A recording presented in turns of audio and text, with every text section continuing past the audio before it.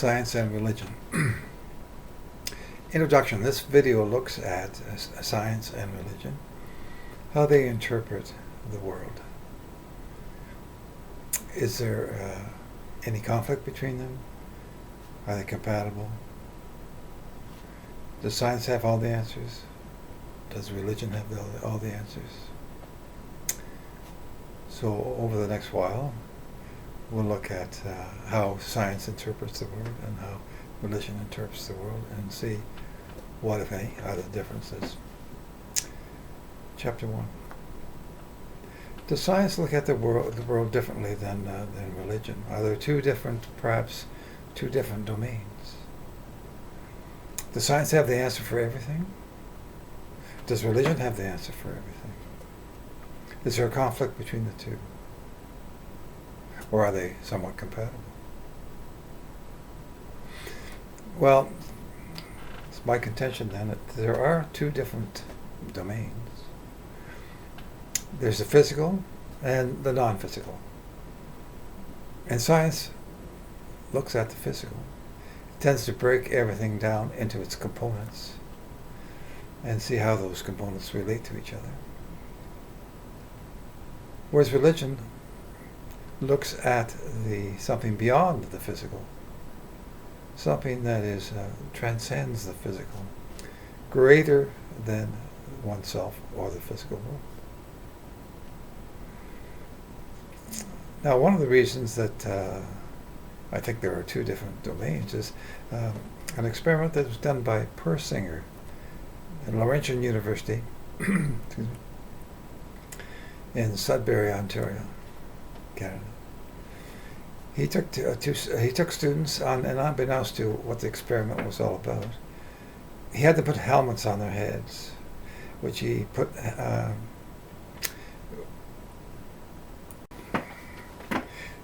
magnets on the helmets, so he can measure the brain waves of the students.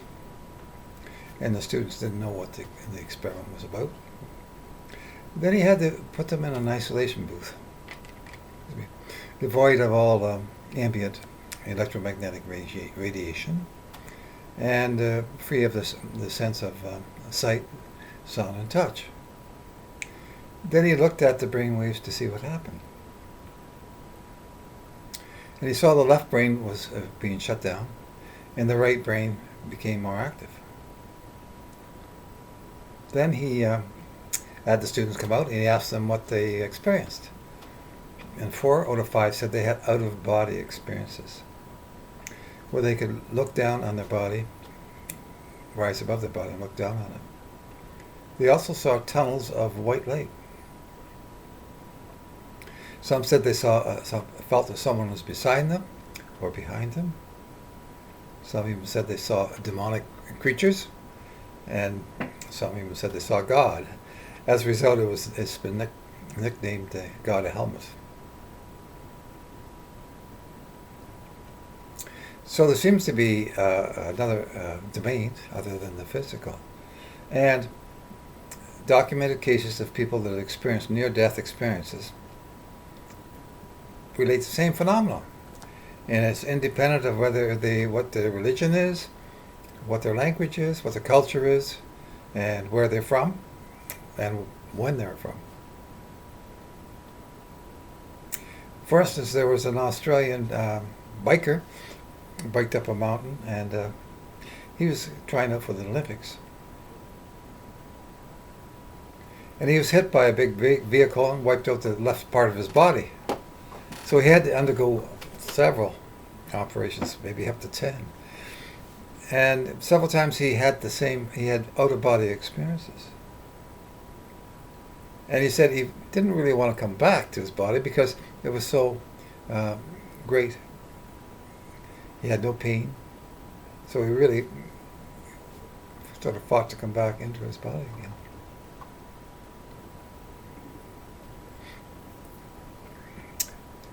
Now, religion, you might say, there are several different religions. And are they all wrong then? Because do every religion think that they're the only right religion? Well, yes and no. It depends on how fundamental their beliefs are, and maybe how dogmatic. Because basically, they all have pretty well the same ideology, that there's something that exists beyond the physical and beyond themselves. Something perhaps that watches over them too.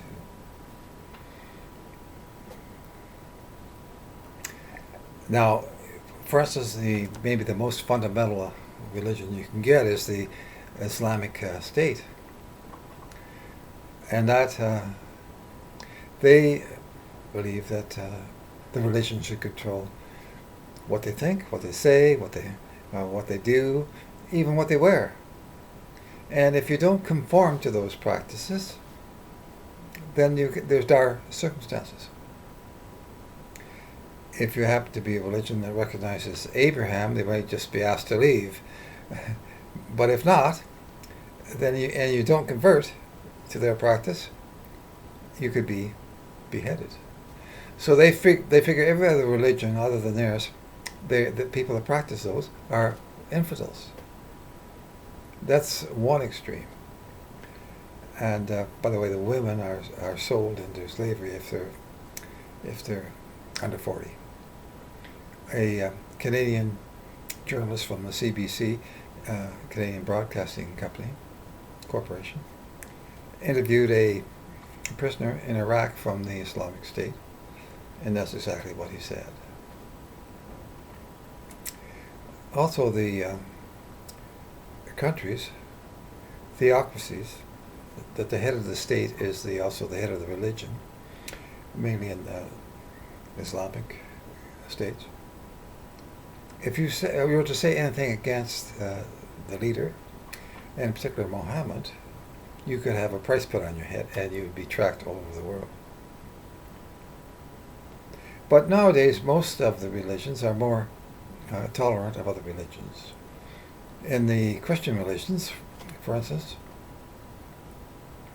there's an ecumenical movement. Excuse me. Well, even though they have different practices, they more or less say that the similarities outweigh the differences, and they tolerate, if not endorse, the other religions. They don't demonize them. And going into the Far East, then there's Zen Buddhism, which the practice is to divorce themselves from the physical through transcendental meditation. And when they practice that, their brainwaves do change as well. So, and in the West, some people do TM, and that's exactly what happens. And even if you don't belong to a particular religion, many people would say they believe in the spiritual world. They believe in spirituality. And over time, too, even though we look back and we often think that practices, most people have always believed there's something greater than themselves. And sometimes we think of those people as superstitious. For instance, Columbus sailed the ocean blue 1492. I think 1492. He came to the Americas, and his crew was starving, and the Indians wouldn't give him any food. And the Indians believe that even inanimate objects have spirits. So he said that if you don't give me any food, your spirits will be mad at you, and in 4 days they will swallow up the moon. And in 4 days, when there was a lunar eclipse, Columbus got his food. Well, we in the West probably think that is superstitious. But wait till you hear about quantum mechanics or quantum field theory, where they say everything starts off as a wave before it's converted into a particle. So maybe it's not as strange as you might think. So in any case, majority of humans, at least, have always thought that there was something beyond the physical and something even watching over you.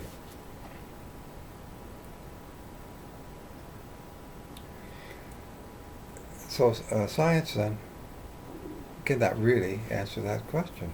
Why? What is there? So it doesn't have all the answers to all the questions. It tends to break everything down into, as I say, into smaller and smaller parts, and how they relate to each other. So does it have an answer for the phenomena of the spiritual or the mind? Well, science should have empirical evidence before it can call it a true fact or a true theory or a true law.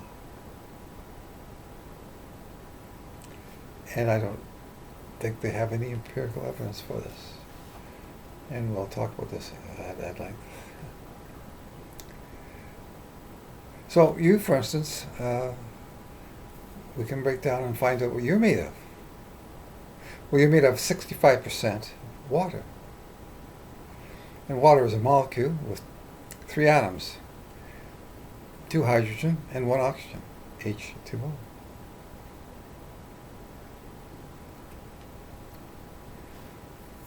And your atoms are made up of negatively charged electrons surrounding a nucleus.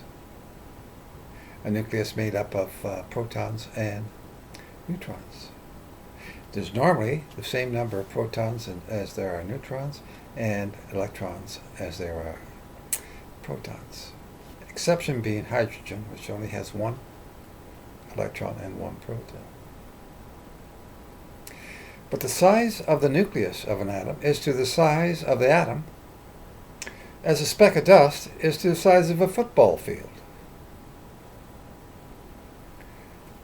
So you are mostly space. You're made up of atoms, and your atoms are mostly space. 99.999999999% space. So if you're in a room and no one seems to be paying attention to you, they don't even hear you, they don't want to acknowledge that you're even there, well, you are virtually all space.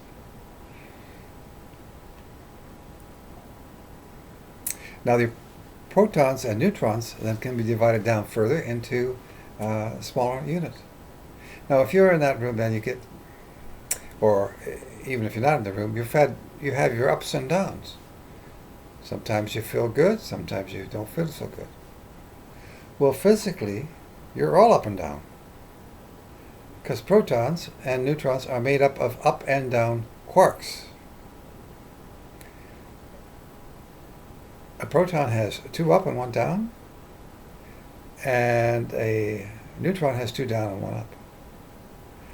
So a proton has a charge of plus 2/3, and a neutron has a charge of minus 1/3. So a proton plus 2/3 plus 2/3 minus 1/3, or 1. A neutron minus 1/3 minus 1/3 plus 2/3, or 0.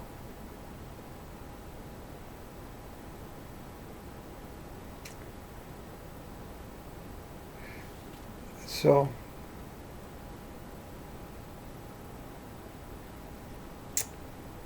you're in that room and you're standing on the floor. You're all, virtually all space, and the floor is virtually all space.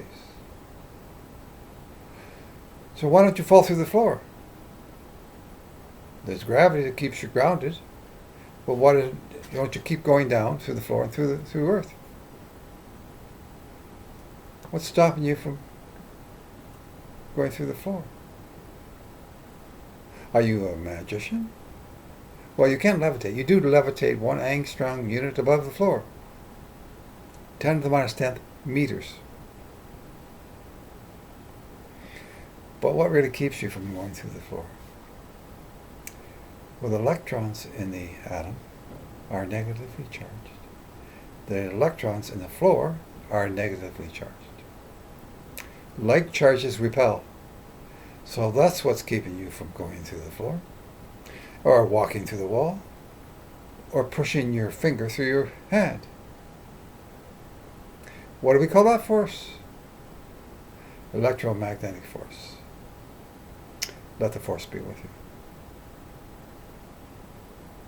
But also, I guess you've had days, not only up and down, or days where you think no one can see you or hear you. You have days where you think everything is going wrong. You feel like everything's falling apart. Nothing seems to be going right. Can't hold it all together. Breakdown. Feel like breaking down. What we call you have all your protons in your atoms, and most atoms, other than hydrogen, have more than one proton, and they're all positively charged. So, like charges repel. Two positive charges should repel. What's holding your atoms together? What's holding you together? Why aren't you flying apart? Well, there must be a force stronger than the electromagnetic force that's doing that. And what's that force called? A strong force. And that works in the nucleus of your atoms to keep you from flying apart. Let the force be with you.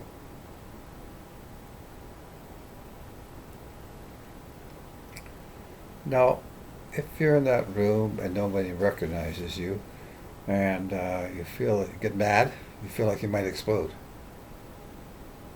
well, be careful. Don't explode. Because you are made up of over 50% hydrogen. More than 50% of your atoms are hydrogen. And hydrogen is a very explosive element. Used to use it in the airship, the Hindenburg, and it blew up. So now, it was the lightest element. So now they use helium, the second lightest element. It has two protons, two electrons, and two neutrons.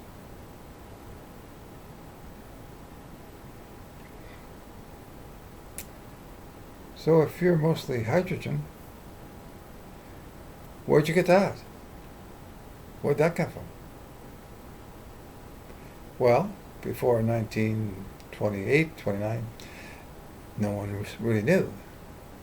But then Hubble, with the largest telescope on Earth, at the Mount Wilson Observatory in Los Angeles, he saw that all the stars were going away from the Earth.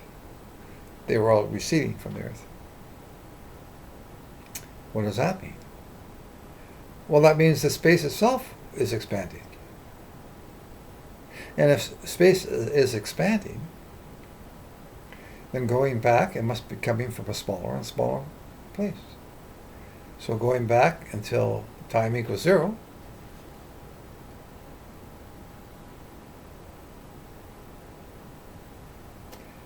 extrapolating how long that would take with the current speed of the expansion, works out to 13.8 billion years. Now, 10 years ago, the scientists were saying, no, 13.7. So maybe they found another piece of evidence.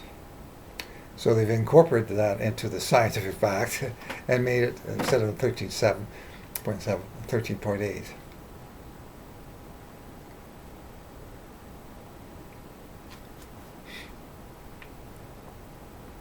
Now, what does it mean then for time to be 0? How can you have no time? And what was there before time? Questions that science does not have a definitive answer for. As a matter of fact, Planck, back in the early 20th century, said that time is not continuous. It's discontinuous. In other words, you can start off with 1 billion years, go down to 1 million years, go down to 100 years, a year, Go down to a month, a week, a day, an hour, a minute, a second, a microsecond. But when you get down to 10 to the minus 43 seconds, that's 0.00043 times. You can go no farther. It's discontinuous. He called that time a quanta of time. We now call it a Planck time in his honor. And it's the time it takes a light to travel one Planck length. And a Planck length is 1.6 times 10 to the minus 35 meters. So both space and time have the smallest quantity, a Planck time and a Planck length.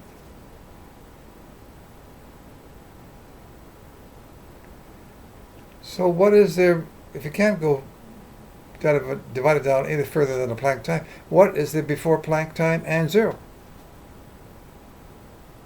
Science not only doesn't know, but according to its own laws, it will never know, because how can time be something smaller than the allotted time? Matter of fact, when you divide by a smaller and smaller number in math, you get a larger and larger entity until you try to divide by zero, and all hell breaks loose. Because you get infinity. And when you add something to infinity, you still get infinity. When you multiply 3 times infinity, it's still infinity. Multiply infinity by itself, infinity. So math breaks down. And we call it a singularity. The same at time equals 0. It's a singularity. And maybe rather than saying all hell breaks loose, if you're of a religious bent, you could say all heaven breaks loose. And science is in no position to say anything different, because they don't know really anything beyond the first Planck time, before the first Planck time. And also, when we think of God in the religions, we think of him as having an infinite mind. So, do we need something infinite to create the finite? Something with a time equals 0. Something with a beginning. So in that sense, you can say maybe religion complements science, because, and also they say that between the first Planck time and 0 is a superforce. And of course, when we think of a God, we think of something that is omnipresent, something that is omnipotent, all-powerful. In any case, science then says that at the first Planck time, the force of gravity separates from the superforce. And then at 10 to the minus 35 seconds, the strong force separates from the superforce. Also at that time, the universe goes through a very fast inflation or expansion. Expands faster than the speed of light. How can that be? Because science says you can't go faster than the speed of light. No, you can't go through space faster than the speed of light, but you can expand space faster than the speed of light. We sort of know that there's some indication of that. One thing is that the universe is very smooth at that point. Just like when you inflate a balloon, the surface of a balloon becomes very smooth. Then at 10 to the minus 12, the electromagnetic force separates. That's the force that keeps you from falling through the floor. Also, another force, the weak force, which we haven't talked about before, but it's important for you too. Without it, you may die. But you're in that room, and even though you're really nothing at all, and you do radiate, And the weak force is responsible for radioactive decay, your radiance. But not that much, because it would take for your atoms to radiate away or through radioactive decay with the weak force millions of times the age of the universe for their atoms to radiate away through radioactive decay. But as I say, nevertheless, it's important because it keeps the center of the Earth molten. And the center of the Earth is iron. And when you rotate around the iron, it sets up a electromagnetic shield or electromagnetic field around the Earth. That's why you get the North Pole, North Magnetic Pole, and the South Magnetic Pole. And that keeps the harmful solar radiation and cosmic radiation from coming down and causing havoc. Could kill you. It also protects the atmosphere from being blown away by the solar radiation. And the atmosphere, of course, is important because you like to breathe the oxygen. And it also mitigates, at least, things from coming out from outer space and coming down and hitting you. Meteorites, meteors, comets, and asteroids. Some of them get through, but most of them are burnt up or become very much smaller. Some of them can get through, and we'll talk about that later. And it does cause harmful effects. Now at that time too, it's when you get all your particles, all your mass. And you not only get your particles, but you get your antiparticles as well. So for every particle, there is a equal but opposite charged antiparticle. For electrons, there's a positron. For an up quark, there would be an anti-up quark. Then at 10 to the minus 1 or 1/10 of a second, you get protons. So during that first second then, after 10 to the minus 12, you have particles and antiparticles coming together, and when they do, they annihilate themselves. They change into energy. Now here again, before 1905, all the scientists' consensus of opinion was that matter and energy are two different things.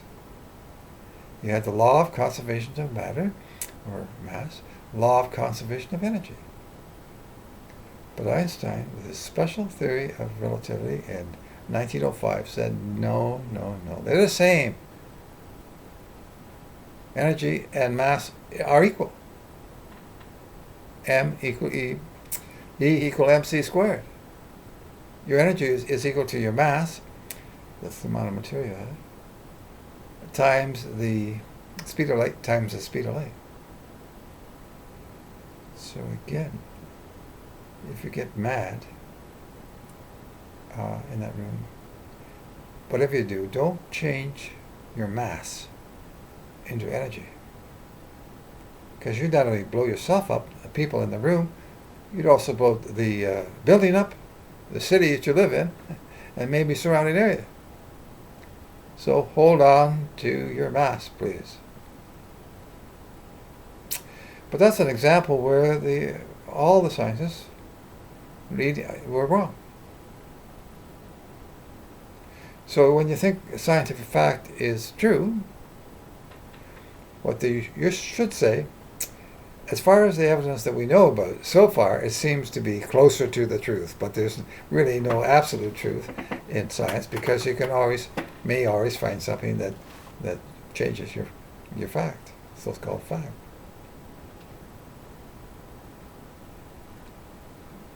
And a scientific fact should have empirical evidence, and it should have observation. And if something comes along, you either have to disregard it, that theory,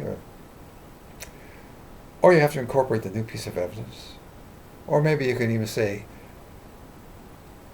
this theory will work, but only under certain conditions where it does work.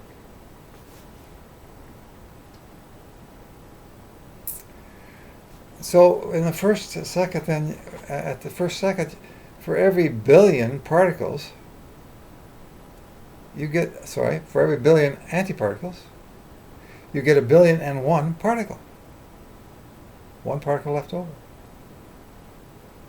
And that's important because if you didn't, you and everything else could not exist. Because if you had particles and antiparticles, they would come together and create energy. And science does not have the answer. Why was there one extra particle left over? They tried in the lab. That's the other thing you should do if you have something, have a theory, and to prove it's true, take it back to the lab and do an experiment to see if it's true or false. And then have somebody else do it as well to corroborate. Well, they've tried to, when they create energy from mass and mass into energy, it's always equal. Same number of particles as antiparticles. So there's something that science does not have the answer for. Why is the universe here? Again, because if it weren't for that one particle, over and above the antiparticle, the whole universe couldn't exist.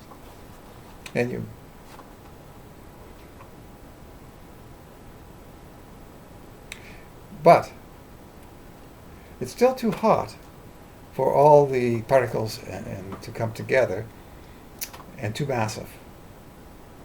So they just really float around like a plasma, if you like.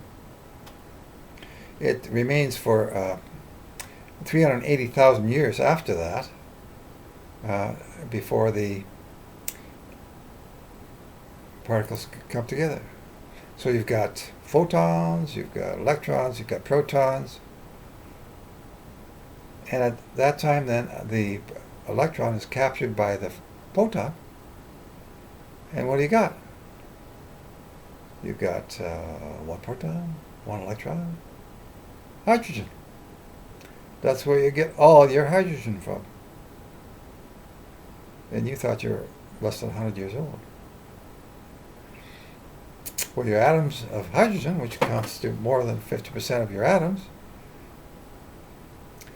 they're 13.8 billion minus 380,000 years old. So you're much older than 100 years. Now this theory that we're talking about, of course, is called the Big Bang theory.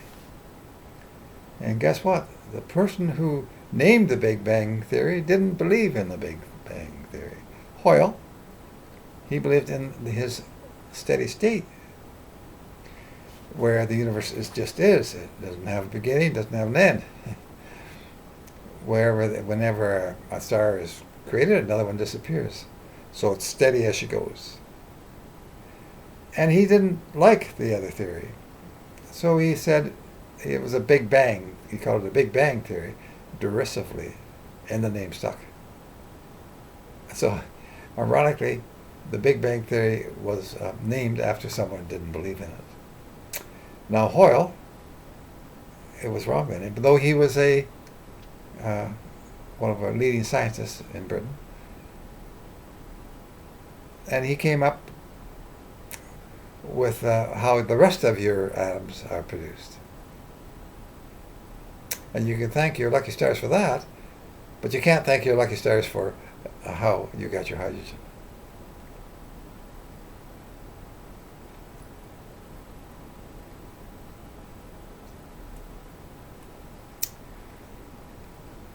Now, as I say, you should have evidence to support your theories, and there's no evidence to explain how the universe started.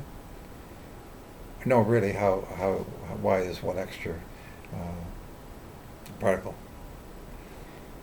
But there's some evidence of how the particles came about. So the lab that you use, take it back, the equipment that you use is called a Large Hadron Collider. It can simulate the amount of power at 10 to the minus 12 seconds where the particles are created. It consists of a about 27 or so loop underneath the ground, consisting of large electromagnetic magnets. And they accelerate particles in one direction near the speed of light, and also in the other direction near the speed of light, and collide them and see what happens when they bash them together. Something like a car roller derby. When you hit the cars, the parts fly off. At first, there were so many particles, they called it a particle zoo. Then it came back to a particle theory, which explains all of the forces and all of the elements, or all of the particles that you get, or whatever you want to get in the world. I mentioned before, you're composed of up and down quarks.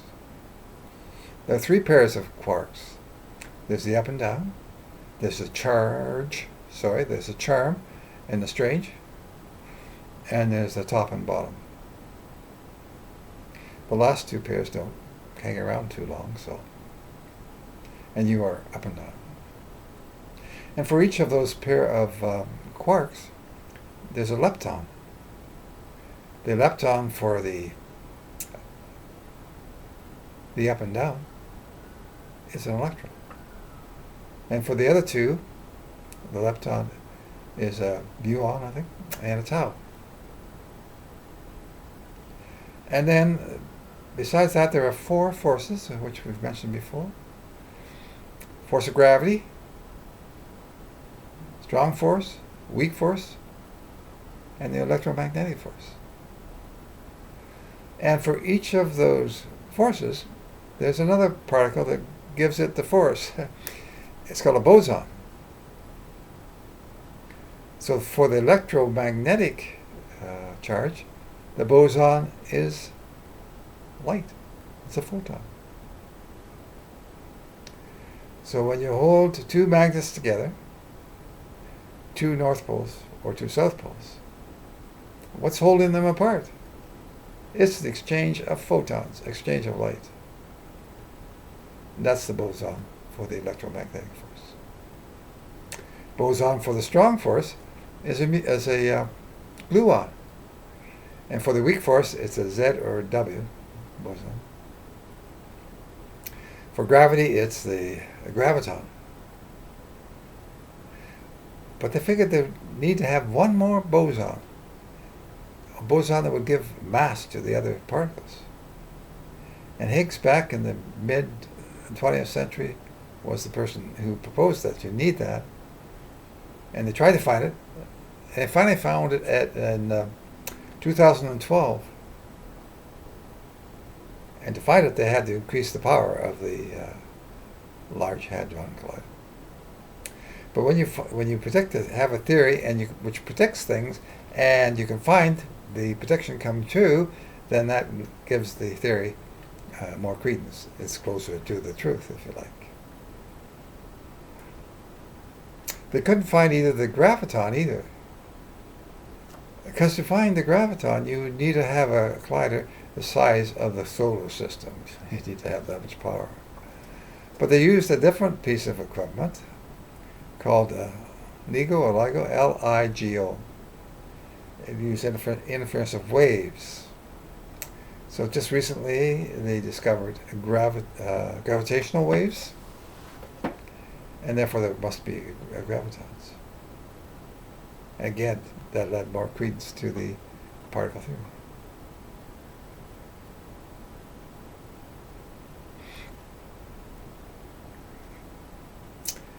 So after 380,000, you had all this hydrogen being created. What happened to that? Well, after the first 500 million to 1 billion years, it became more massive and center became hot, and the force of gravity became greater because it was more massive. Now recall that electromagnetic force keeps you from anything from falling, from going through the earth, or keeps things above your head. Well, what happened there then is because the center became so massive, the force of gravity overcame the electromagnetic force and squashed out the space in between the nucleus of the atom and the circumference or the side. So the protons touch each other. Process called fusion. Now, scientists have actually seen the formation of a star, which is quite complex. But in essence, what happens is that the space between in the atom is being squashed out. So the protons touch each other. Process called fusion. And it gives off a lot of energy at the same time, too. That's what happens when you have a hydrogen bomb. It's a fusion bomb. And it has the extra energy. It converts the hydrogen into helium, the second lightest element, with 2 neutrons, 2 protons, and 2 electrons. But it also gives off a lot of energy, like in a hydrogen bomb. So you have the force of gravity trying to pull everything together, and you have this fusion trying to push everything apart, explode everything. So it's a tug of war between the two. And you have the extra energy being given off too. So what do you got? I could say Judy Garland, but I will say a star is born.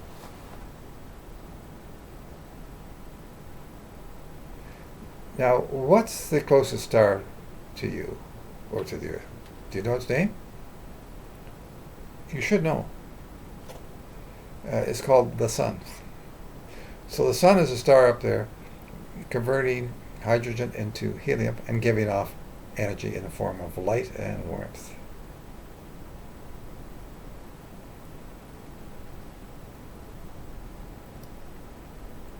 Now, a star, which is 8 times more massive than the Sun, when it uses up all the hydrogen and fuses it into helium, then it fuses the helium and creates the next element in the periodic table. The periodic table is a way of sorting all the elements, starting from the lightest up to the heaviest.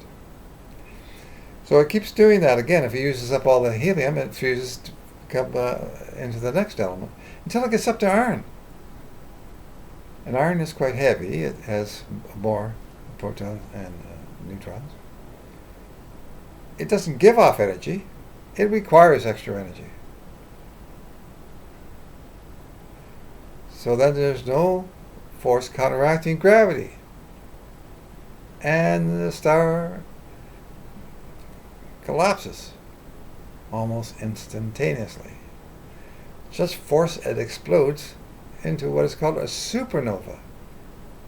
And the supernova gives off so much energy, it can then combine the iron together to form most of, and then keep going to form most of the heavier elements in the periodic table. But it leaves behind a core.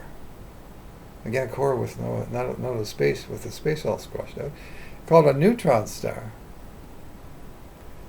And a teaspoon of that would weigh as much as all the cars, or have as much mass of all the cars in North America. Now, I tried to test that out, but when I took a teaspoon of the neutron star, it went right through my hand. Because it's the electromagnetic force that keeps everything, apart from your hand, or you. But there, the force of gravity was so great, it went right through my hand. Go right through the earth. And I gave up counting, really, all the cars in North America, to be truthful as well. Now, a star, which is around 100 times more massive than our sun, When it explodes, or when it collapses, it leaves behind a black hole. And a black hole is so massive that even photons of light are unable to escape. It has an escape velocity of more than the speed of light. And now they figure that the most heavy elements happen when two neutron stars collide, or two black holes collide. So you get all this material, all the elements and materials spewed out into space, some created in a star and others created in a supernova. And what happens to that? Well, you get a second generation star, where gravity brings together all that material and forms a second generation star. Our star is a third or fourth generation, created 4.6 billion years ago. 10 years ago, scientists said 4.5. So again, they must have incorporated a new piece of evidence to change one scientific fact into another scientific fact.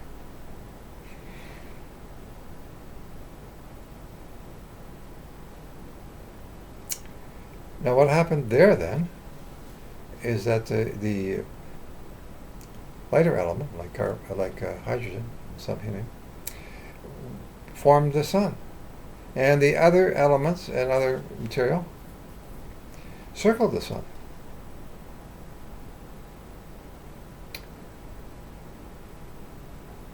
And at that time, it was quite chaotic. All the material, first they would have the small dust particles, say, using electrostatic charge to bring it together. And everything was very chaotic. Things were bashing into each other, pulverizing, and gravity that was then building up to bigger and bigger things, until you get into planets. And planets were pulverizing each other as well. They figured a planet the size of Mars, they call it Theia, hit the Earth, and it hit it at the right angle, 45 degrees, so it didn't bounce off and it didn't pulverize the Earth. But it knocked off a good chunk of the Earth's crust. And that went around the Earth, and gravity brought that together and formed our moon. So our moon is part of the Earth. Now at that time, the Earth would have been quite hot, probably molten, and the moon would have been circling very close to the Earth. Tides would have been miles high if they had tides. And the material circling the moon then, on the opposite side, more was settled there because it's cooler, which is why the moon is some 25 kilometers thicker across on the opposite side than this side. When you go around the moon, check it out. There's just the one big black spot, lava lake, whereas on this side there's several. Because on this side the crust could crack and the lava could come out to form more lava lakes on this side. That's why you get the man on the moon. Or if you look from top to bottom, you see a man and a girl or a female kissing. Maybe that's why it's so romantic. They also, the astronauts brought back some rocks from the moon and found that they could only have been created on Earth. So that's why we pretty well know that the Earth, the moon was created from the crust of the Earth. And the moon is important for you because that stabilizes the Earth, and complex life like you would probably not be able to exist. Speaking of life, when did you first come alive? Well, it was so hot that it would take another half billion to a billion years before it was cool enough for life to survive. And again, science does not have a definitive answer how life came about. They have some speculation or some hypothesis But again, to have a true fact or a scientific theory, you have to have evidence, empirical evidence, or you have to see that it's happening. And even though they tried to produce life in the lab, the best they could get really is amino acids, which are some components of life. And they can speculate what must happen, but they haven't ever seen it, or they haven't been able to get the empirical evidence to support a definitive theory. And a theory should have empirical evidence. Often, sometimes, they use the word theory when they should be saying hypothesis. Because before you can change it into a true theory, you have to have evidence. And again, bring it back to the lab and prove it. And they have not produced life in the lab. Now, there's an experiment that happened that they don't really want to talk about very much. And it wasn't really producing life, it was just bringing life back after it died. I mean, they sewed together parts of living things once lived, added a little bit of lightning, and what happened though, it created a monster, and they don't like to talk about it. They don't like to talk about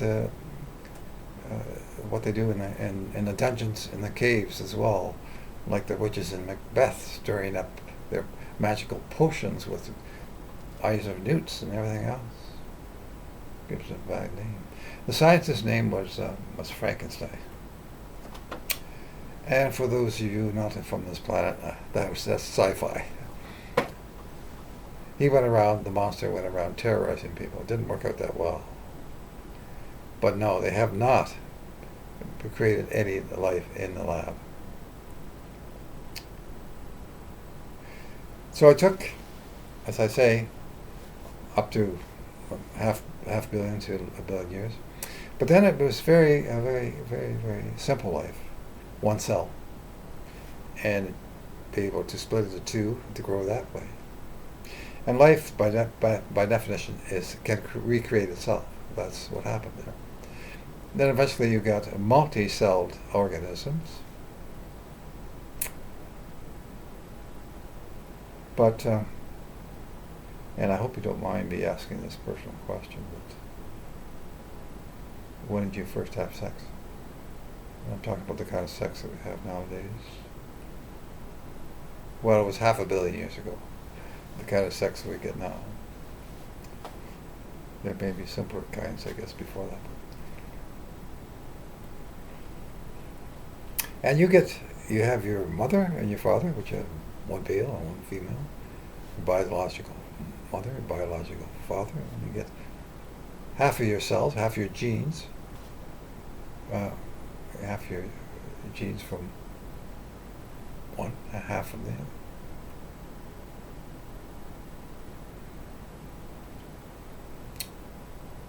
Now life,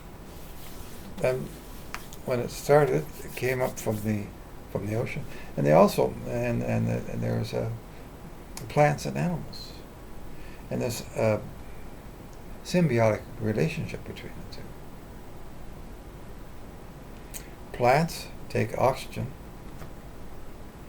from the atmosphere, and through a process called photosynthesis, take energy from the sun and give off carbon dioxide. Animals take, and give off, they take in carbon dioxide and give off oxygen. Animals take in oxygen, and through a process I'll explain shortly, give off carbon dioxide. So it's a symbiotic relationship. Now, how animals grow,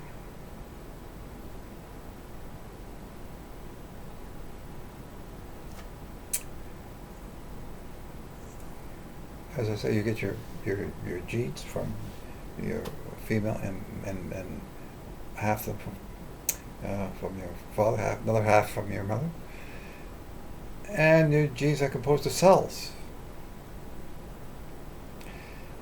And each cell has a core as well. And in that core is a deoxyribonucleic acid, DNA. And that DNA gives you your physical attributes, your physical characteristics.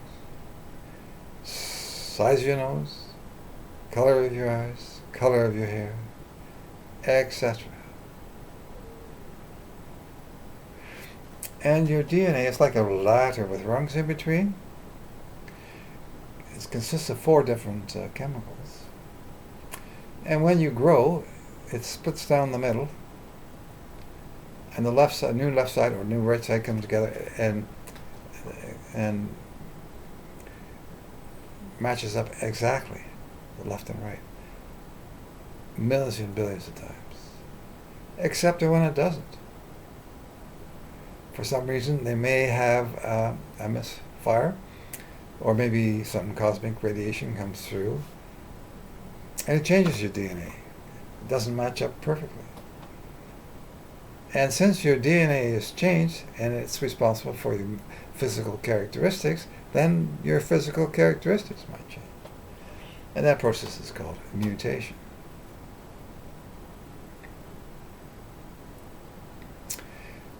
Now, life could have started as well in the bottom of the ocean, because there's animals down in the bottom of the ocean where there's no photoelectric, there's no sunlight. It's formed probably from the chemicals that come out from the volcanoes that deep in the ocean.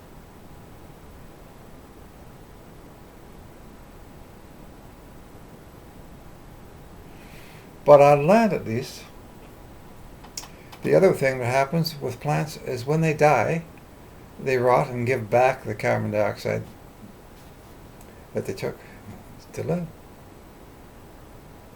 Except there was one smart-ass plant. A little bit greedy. He wanted to get more of that sunlight that the plants on the ground got, so he grew higher. He could get more sunlight than the leaves. He's called a tree. But when he brought it, he didn't give back the carbon dioxide. He just lay down and squashed into coal. So at that time, there would be more oxygen in the air than there is now. So your insects, which use tubes to breathe, could have been much larger, because some of the oxygen is absorbed by the tubes. So if there's more oxygen, the tubes can be larger, hence the insects can be much larger. So insects, like a centipede, could be as large as a crocodile, for instance.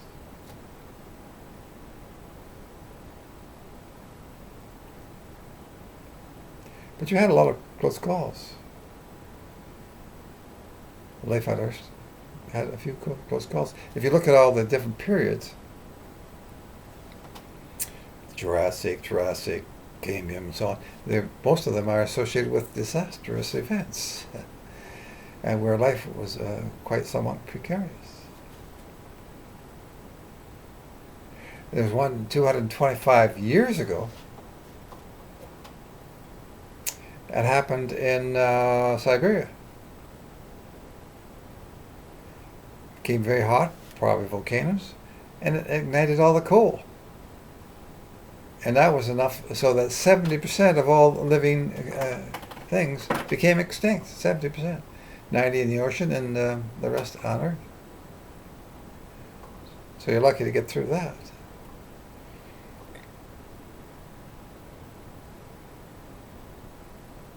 And then the dinosaurs.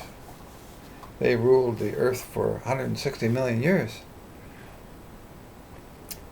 And they require sunlight, really, to move around because they're cold-blooded. Whereas mammals, like you, can live without this, in the dark.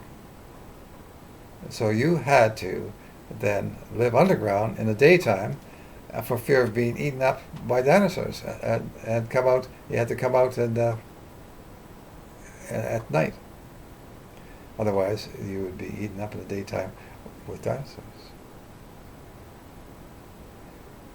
They ruled the Earth for, I think it was 160 million years. Something happened 65 million years ago. But during that reign, all the continents were one, called Pangea. And the continents split up into more or less what we see now. We're still moving apart, but we don't notice it. You can sort of see, if you look at South America and you look at Africa, how they fit together, fit together like the pieces of a big jigsaw puzzle. And people might have said, well, it's not curious, but they didn't realize what was happening. It took a guy, Wagner, in the 20th century to figure out, and not only figure out, look at it and say, yes, it looks like all the planets can fit together like a jigsaw puzzle, but also he got the evidence to support that, which is now you can call a theory, because he's got the evidence. He looked at the fossils on this side of the Atlantic of plants and animals and matched them up with species of fossils on the other side of the Atlantic and found them to be identical and existing no place else on any of the continents of any other place. So they must have occupied the same area.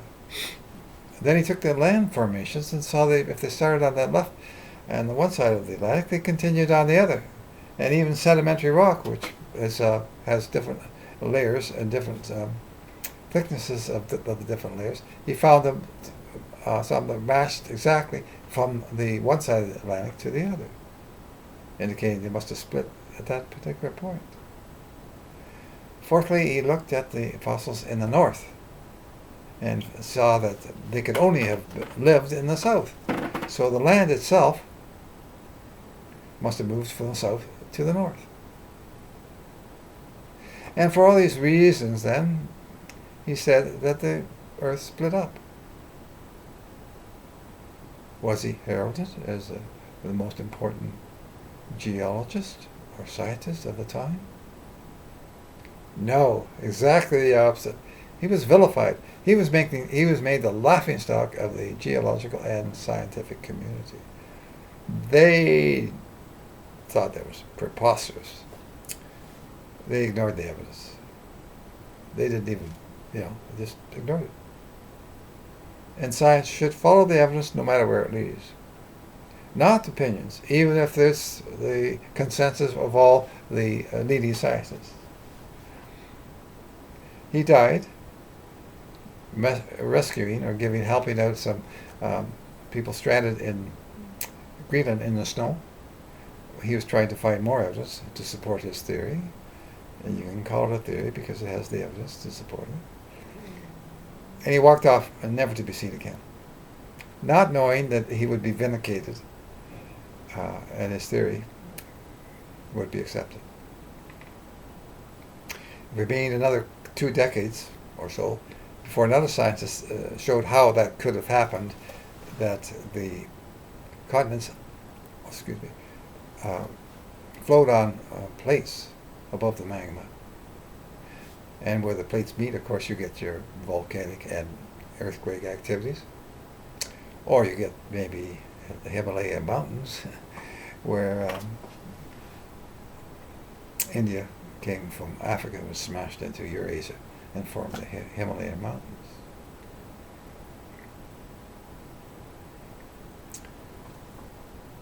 So again, science, even if there is a consensus of opinion, can be wrong or can ignore the evidence. And as I say, something happened 65 million years ago. Jupiter now is the largest planet. It's more massive than all the other planets combined. And it does attract, because of its mass and its force of gravity, attract a lot of the meteors, asteroids, and comets that could come down and hit the Earth. It let down its guard 65 million years ago, and one big whopper came down and hit the Earth and got through the Earth's atmosphere. It landed in the Yucatan Peninsula in Mexico. For all that energy, it burnt off a lot of the vegetation and spewed off a lot of material into the atmosphere. And that then circled the Earth and cut off the light. And dinosaurs require the light. So that, along with the fact that they eat a lot of vegetation, meant they became extinct. Even some of the larger animals, other animals became extinct too. But that was good for you. Because now mammals could come out in the daytime and proliferate and take over all the niches that were formerly occupied by the dinosaurs. So that was good for you, maybe not so good for the dinosaurs. Another event happened that you got through 10 million years ago.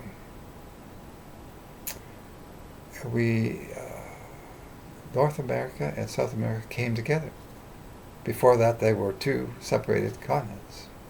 And when they joined together, that changed the ocean currents and the climate of Africa.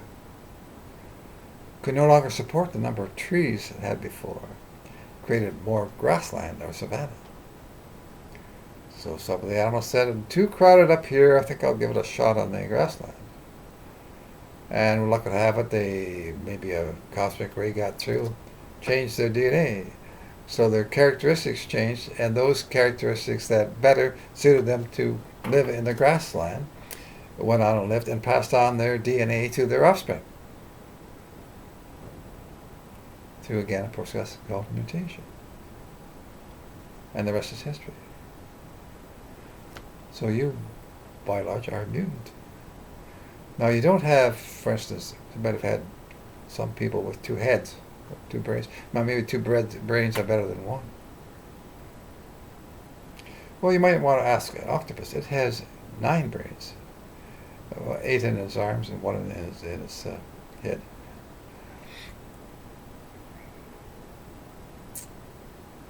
So, how did you get here? A multitude of steps. Otherwise you wouldn't be here. Your mother and dad had to meet, and they had to pass on their DNA to you. So you're one half, your character is one half from your mother, one half from your father. So when somebody says, well, you're just like your mother, you're just like your father, well, yes, you are, half and half each. And your grandparents had to meet and produce your mother and father. So you're 1/4 of them, physically. Over 100 years, 4 generations, it'd be what, 16? Part of 16 people? Over 1 million years, 16,000.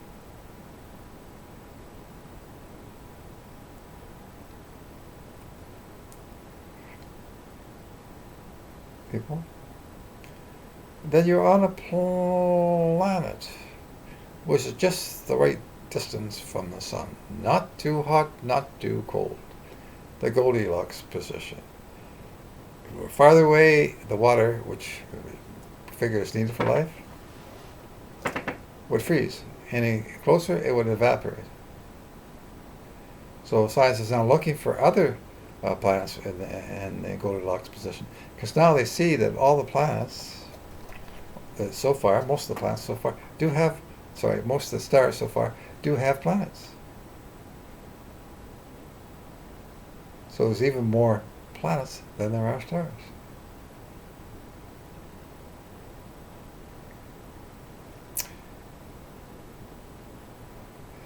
Now, they have been looking for life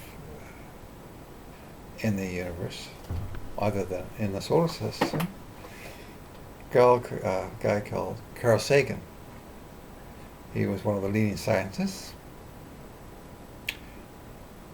Came up with the phrase, people are stardust. Well, not to quibble, but all but your hydrogen is stardust. And he also came up with the expression pale blue dot to describe the Earth. So when you're in space, you look back, it's all dark, and there's one little pale blue dot, blue because there's oceans, water. And everything that's ever happened in human history is on that little blue dot. So we compared it with an organism, and if one part of the organism isn't working, then it affects the whole organism. He was responsible for SETI, Search for Extraterrestrial Intelligence. They're trying to find signals from outer space that could prove that there's some other intelligence out in outer space. Also, we put on the Voyager satellites a gold plate containing the location of Earth in the universe. Use quasars, which are flashing neutron stars. Triangulate on the neutron stars, the quasars that we know about. And also put a lot of different languages of people that spoke on the Earth. In the hopes that if another civilization found that satellite, they would at least know that we had existed. Or we still do exist.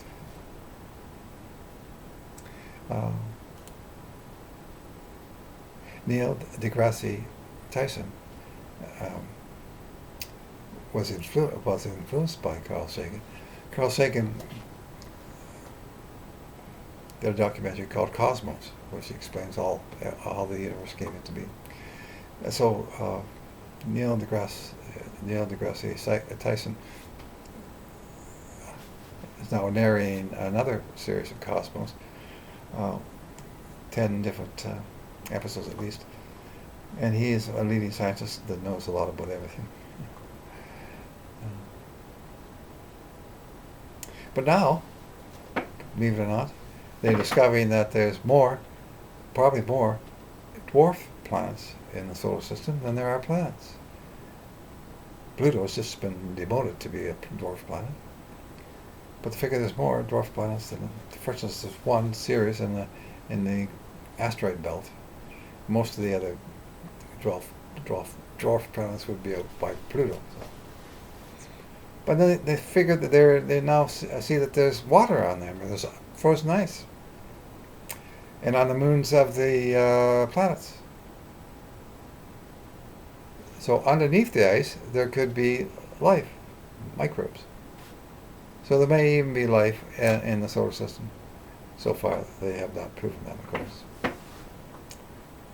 So we may not be totally alone. Who knows?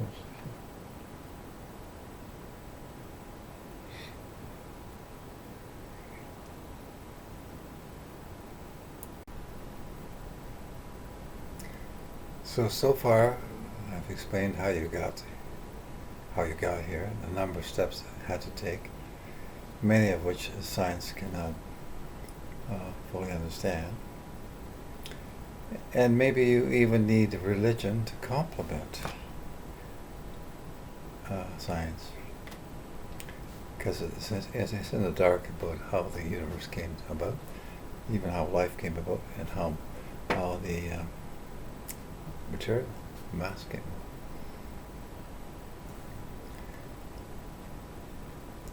Going to look at some other events or other situations that in science doesn't have the complete answer for either. Now, one of your attributes that you have, physical attributes again, is your weight. And like before the 1600s, people didn't really understand what your weight was, how it came about, what it is.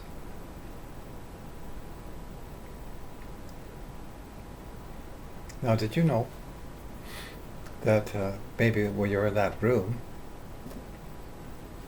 people couldn't see you because you're really virtually nothing at all, and you're not really all that radiant, but you really are attractive. So maybe they should have seen you, noticed you. You could probably may say, no, I'm not really all that attractive. Mainly at a distance, I look somewhat attractive. But when I get closer, you'll see I have lots of flaws. I'm maybe way overweight. But actually, the closer you are, and the more you weigh, or the fatter you are, the more attractive you are.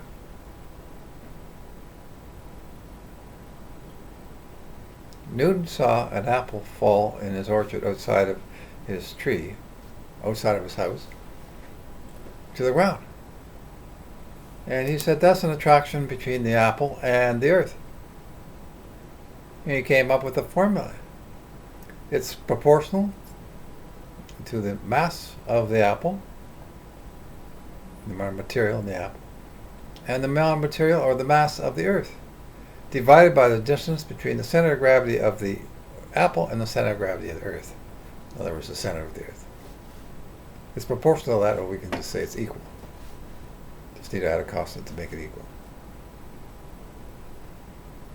So your attraction is equal to the mass of the other person, plus times the mass of yourself, divided by the distance between the two of you, squared.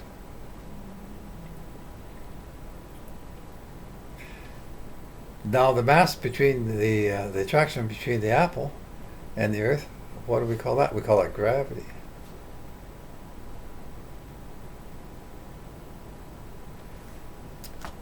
Now you aren't all that much attractive actually, because you're not nearly massive enough, or your friend isn't nearly massive enough in the room there.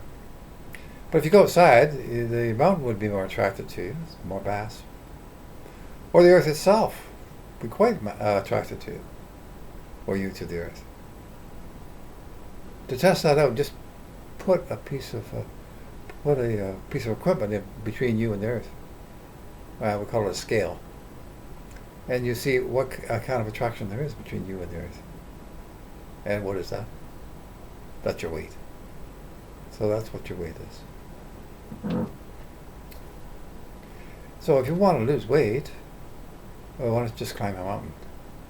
The distance there is between you and the center of the earth would be more, therefore you're dividing by it. So you lose weight.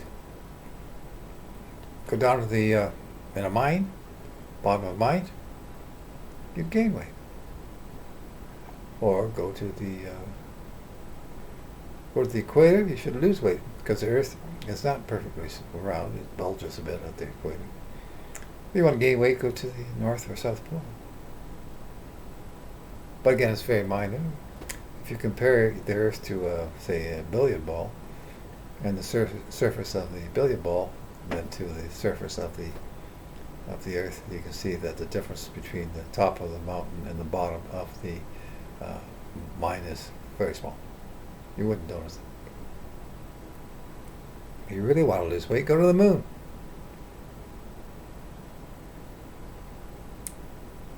You'd only weigh 1/6 the amount that you do on Earth, because the moon is only 1.2% of the mass of the Earth, and even with the lesser distance between the moon and the center of the moon, you still only weigh 1/6 the amount. So when you saw Neil Strong walking on the moon, he was almost hopping, even though he had heavy equipment on him. And if you want to break any Olympic records, you might try them out on the moon. Say the high jump, you could smash some Olympic records there.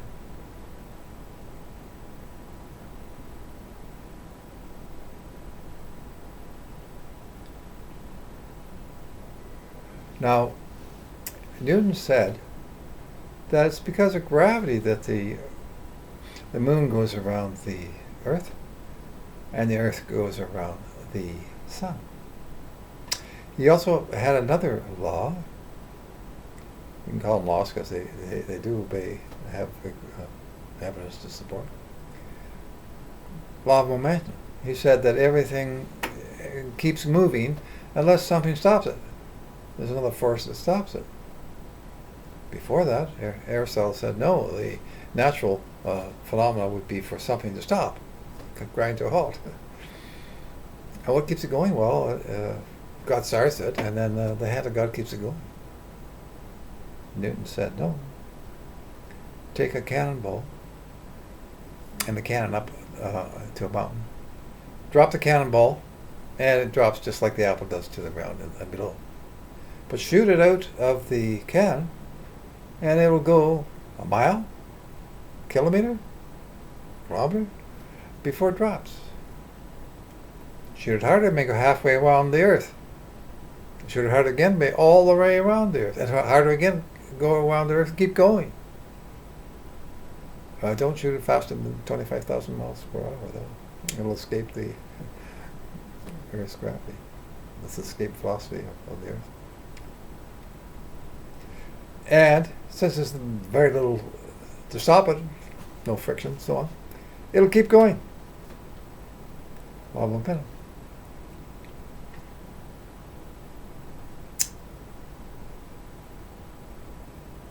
So that's why you get the moon going around the Earth and the Earth going around the sun. And it's because of the attraction between two objects formulated by Newton. And that's where you get why you're attracted to another person, or only very small attraction. But I'm sorry, I think I misled you.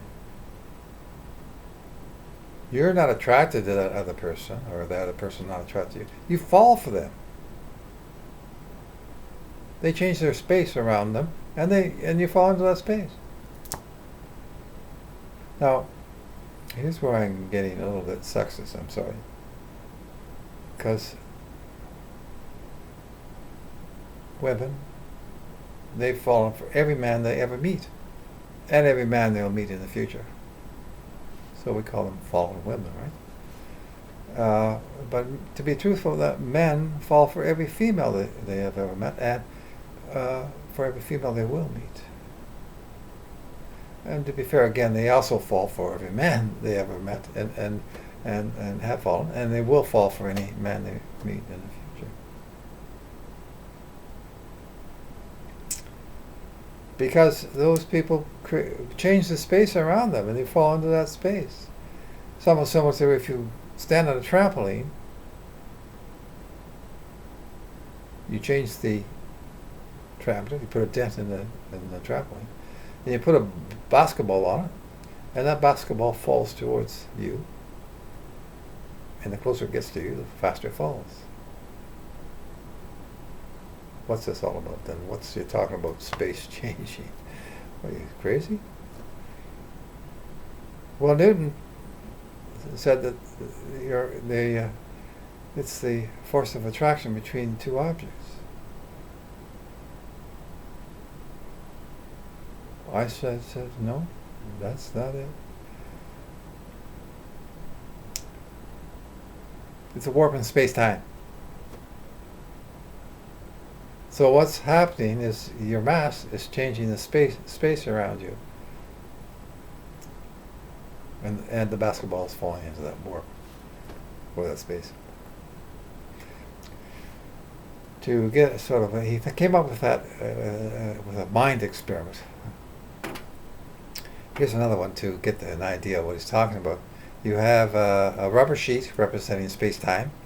You can think of it at first just as space, but space and time are so interrelated that we'll come back to that. And you take two ball bearings, one larger than the other, the larger one representing the Earth and the smaller one representing the Moon. And you roll the small one, you put the large one on the rubber sheet, and it creates an indentation in the rubber sheet, or a warp, in this case of the Earth, a warp around the Earth of the space. Then you roll the smaller ball bearing towards the larger ball bearing, or the Moon towards the Earth, and depending on how massive each object is, or how fast you throw it, and how close it comes to the other object, it'll either go right by, or it'll be deflected, hitting the warp and be deflected and go by, or it'll hit the warp and go around. The ball bearing small one will go around the large one, or the moon will go around the Earth. And it's not because it's the Earth and the moon are attracted, like Newton said. It's because of the warp in space-time.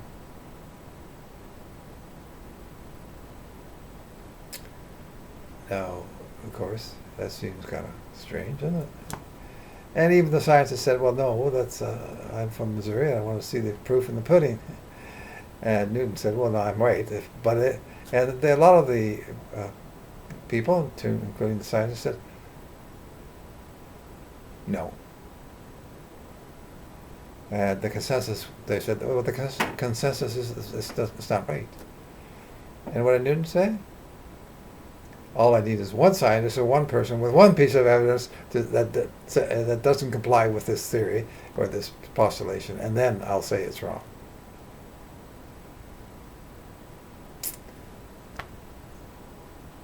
And by rights,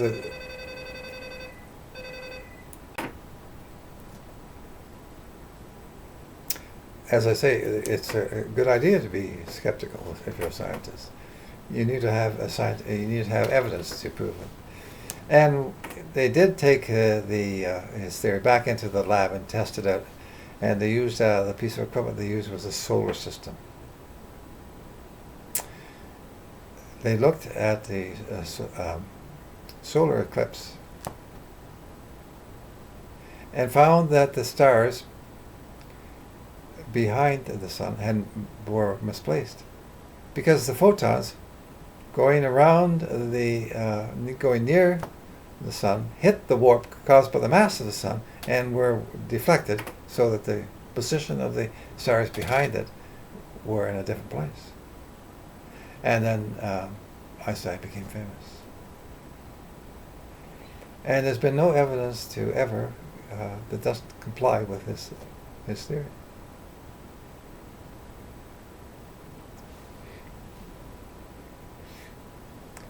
And as a matter of fact, it's the world vision of how things work on the macro level. Einsteinian world. It's one way of explaining how the world works. Was he given a Nobel Prize for that? No. But he was given a Nobel Prize for the other theory of how the world works, the quantum mechanics theory, or the quantum field theory. He discovered that if light hits an atom, it releases electrons. So it's a photoelectric effect. And you can thank him when you're going through an elevator door and it doesn't close on you, it opens again. Or a car is going through a garage and the door opens again.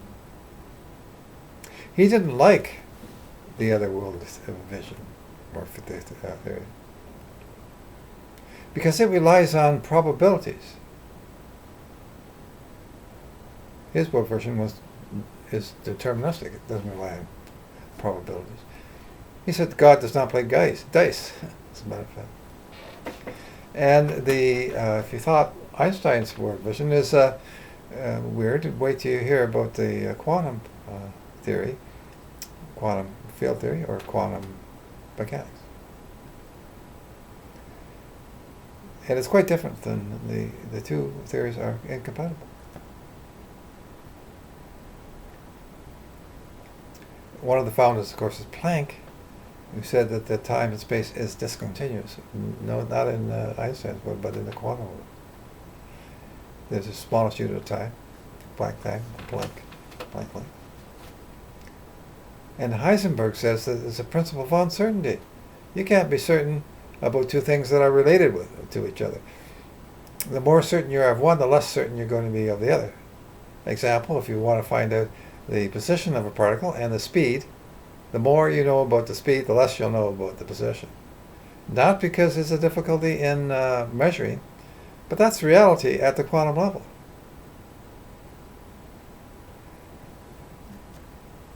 Now, to show the some of the weirdness, the classic experiment is the double slit experiment, where you pass light through two slits and see what happens on the wall behind. You think you get two lines of light. No. You get several lines. Why is that? Well, as I say, light can be a wave or a particle. To see it's a wave, you hold up the two fingers and look through it with one eye, and you see light lines between it. Those are interference lines, the same as when you throw two rocks in a pool. The waves interfere with each other. So the waves, then, going through the two slits, they interfere with each other and form those lines. But wait. If you look or measure the light before it goes through the two slits, then you only get the two lines. So the wave has changed back into a particle, because the particle will go straight and create the two lines. That's weird. Then, supposing you just let's put one photon at a time. And this works with electrons and photons, everything. Then it would have to go through either the left or the right. And so over time it'd have to be either one line on the left or one line on the right. No.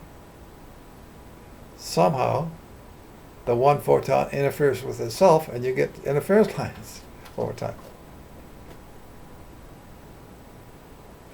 Okay, let's then look at the one photon at a time, or measure it when it goes through. What do you get then? You do get the two lines, and again, it's a photon.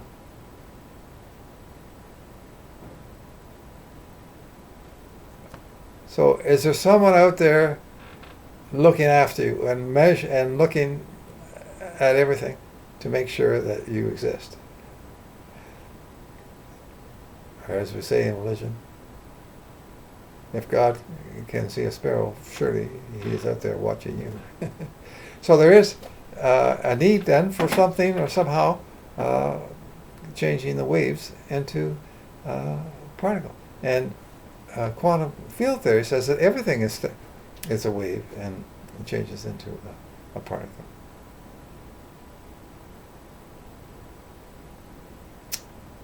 And you see, this doesn't seem like surely it can't be right, but yet it's the most powerful scientific tool there is. And there's no evidence to contradict all the equations, everything that come from quantum mechanics and quantum field theory. Another person, I forgot his name, who was made it easier to come up with a lot of the quantum mechanics equations and so on. A simplified way of looking at quantum mechanics. He said anyone that thinks they understand, says they understand quantum mechanics, doesn't understand quantum mechanics.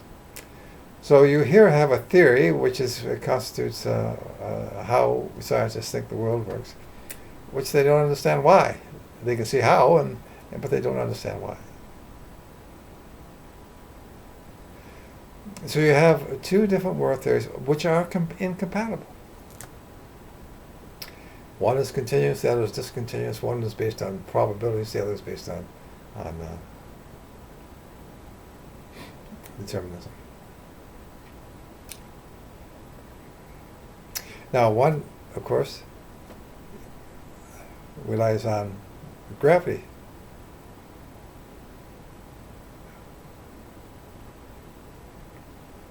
The other can get away without gravity for most cases because the masses are so small, and the force of gravity is so weak that you can part of ignore gravity in the quantum field theory. Except when you can't, and that's when the things are small and massive, like in a black hole or the beginning of the universe. So scientists are looking for, and even Einstein spent most of his career trying to combine the two theories. He didn't like the quantum theory. So he's trying to have a theory of everything and incorporate the quantum into quantum gravity. Because he said only when you have can combine the two to a theory of everything, then maybe you will be closer to know the mind of God. And there are scientists now that are looking at that and trying to come up with a theory of everything. And again, they're using some string theory, and they're saying that the smallest unit of mass is not quarks, but is strings. And strings represent not only mass, but also the forces. And they're so small you can't see them. And also you need to have 10 dimensions. And so far nobody's gone, rather than 3, no one's gone into a different dimension and come back to talk about it. So it's just in a hypothetical situation.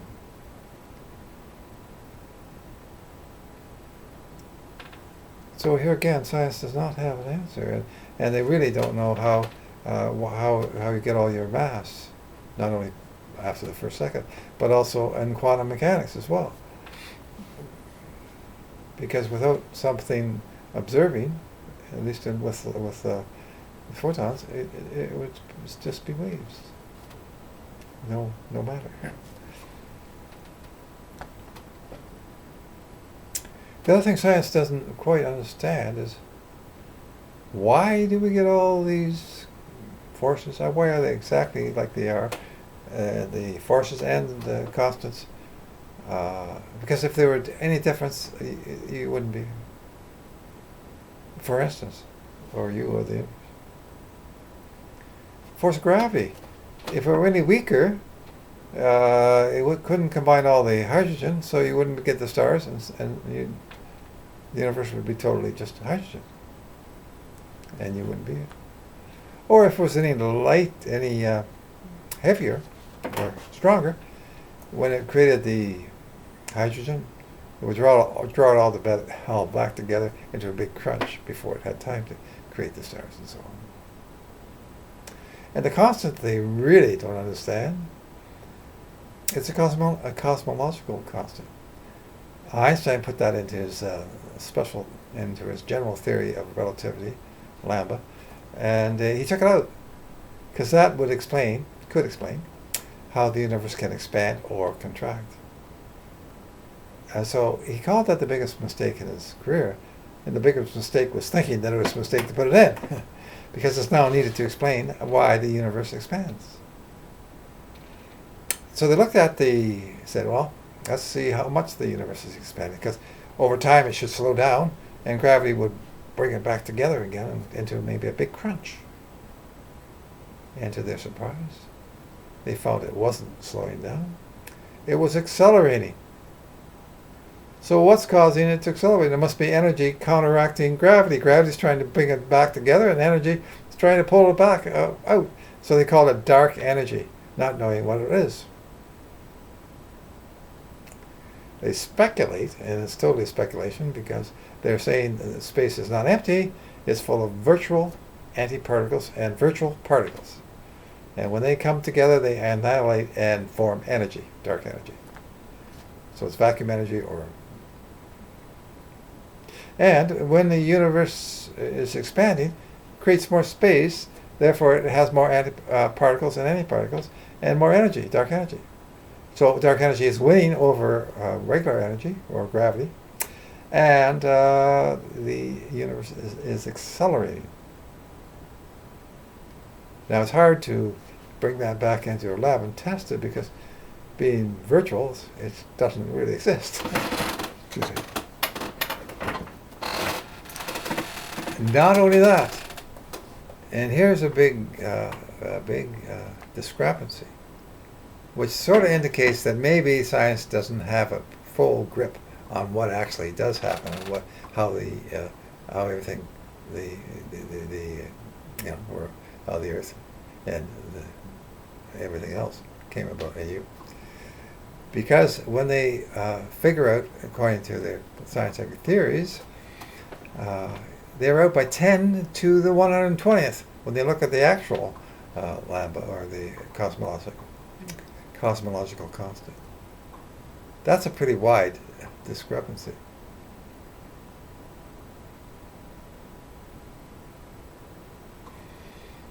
And they figure they need 70% of the universe should be dark energy.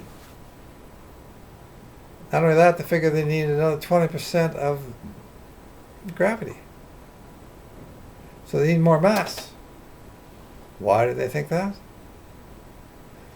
When you see a skater spin, they put out their arms to slow them down, and they bring them in to speed up. Just like Pluto is going around the Earth much slower, or on the Sun much slower than Mercury. But when they look at the stars going around the center of the galaxy being most likely a black hole, large black hole, they find it doesn't quite work out the way it should, according to their. So they need more mass, therefore need more gravity, therefore they need more mass, and they call it dark matter because they don't know what it is. They're going to need 4 times as much as regular matter, 4 or 5. And they also need it to explain how they brought all the hydrogen together to form stars. So the scientists really are in the dark for 95% of what's going on in the universe. So here again, are they in a position to say, they understand? They cannot really refute any religious doctrines, really, because they are in the dark pretty well themselves.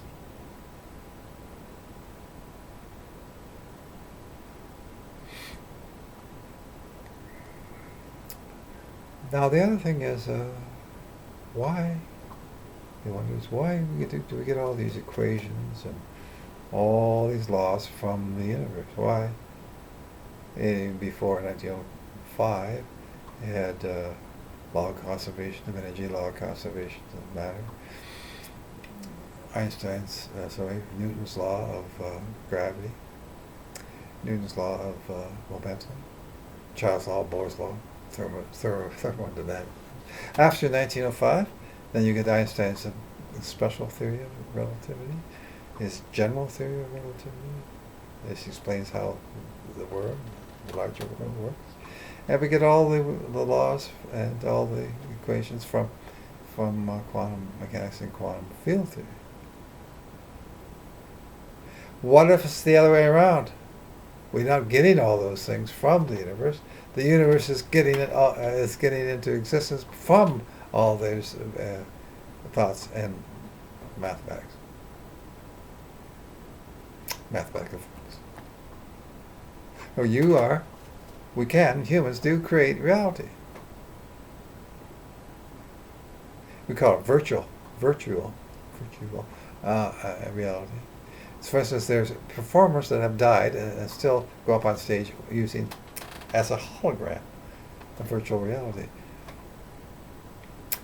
You don't know whether to clap for them or not because they've already died. But so humans can create reality, virtual reality. Now, to create the universe, though, I think you need something a little more powerful, maybe omnipotent. Something less smarter, maybe omniscient. Something that happens everywhere and omnipresent.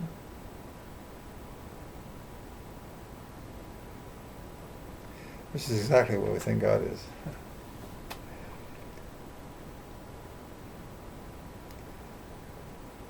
So I mentioned all the different steps you have to go through, many of which science cannot understand, and many of which religion could be a complement to understand what's going on.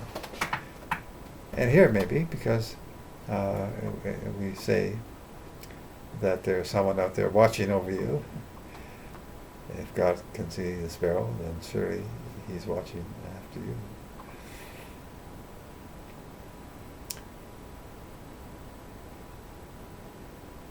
So we say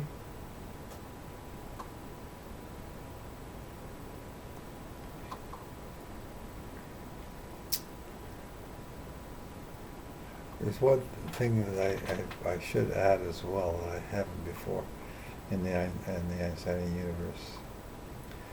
I didn't. I mentioned there was space-time, and we just talked about space, and it replaces Newton's, but we can still use Newton's laws as long as we realize that they may not work in all cases. So we restrict Newton's law to where they work, and they're good enough to send put a man on the moon, and to send satellites farther than they go with under their own steam by using the force of gravity of the planets to fling them farther into space. But it doesn't, for instance, doesn't explain how Mercury goes around the sun.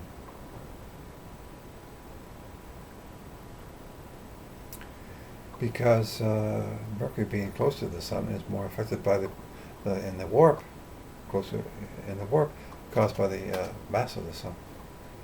So you need Einstein's equations to more definitively understand how Mercury goes around the sun. And also, if you're going on the other thing, of course, is that time changes. So as you approach a mass, time slows down. If you approach, say, for instance, a black hole so massive, time almost stops. How can that be? Time stops. Well, and why do we bother? Newton's law is good enough for me, thanks. Well, not really, if you want to go on a trip and use your GPS. Time on a satellite runs faster than time on Earth. You need an atomic clock to measure that. But if you don't incorporate that on your GPS, because GPS uses satellites to determine your distances, your GPS would be out in 2 hours.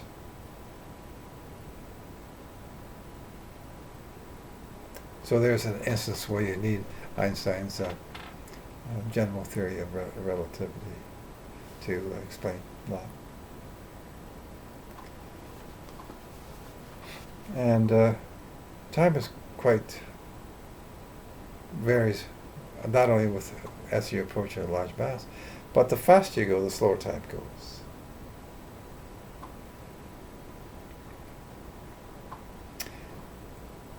Here's a thought experiment that will point that out to you. You have a friend and you want him to go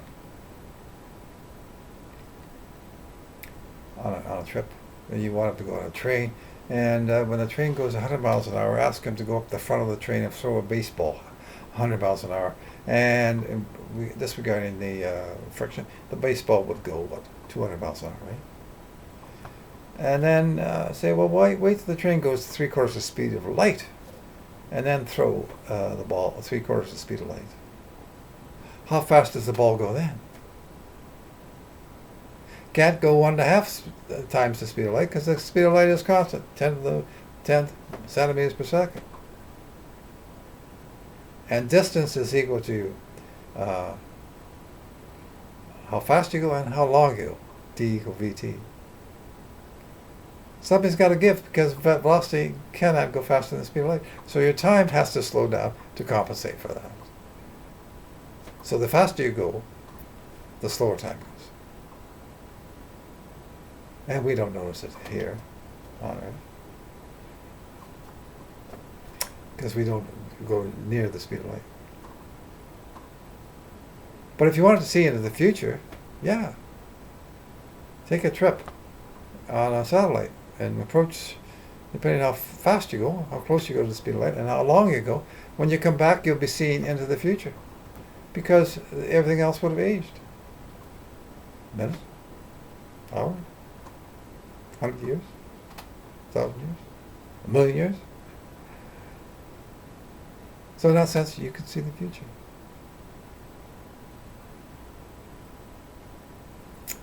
Now, if you want to see into the past as well, you can do that. When you ask that person in the room, how are they? Well, you want to see how they are at that time. But no, you don't see how they were at how they are at that time. You see how they were trillions and trillions and trillions of lifetimes ago. The time when the light left them to reach you. So you never see them as they are now, but only as they were when the light left to reach you. For instance, when you look at the moon, you don't see the moon as it is now. You see it as it was 1.2 seconds ago.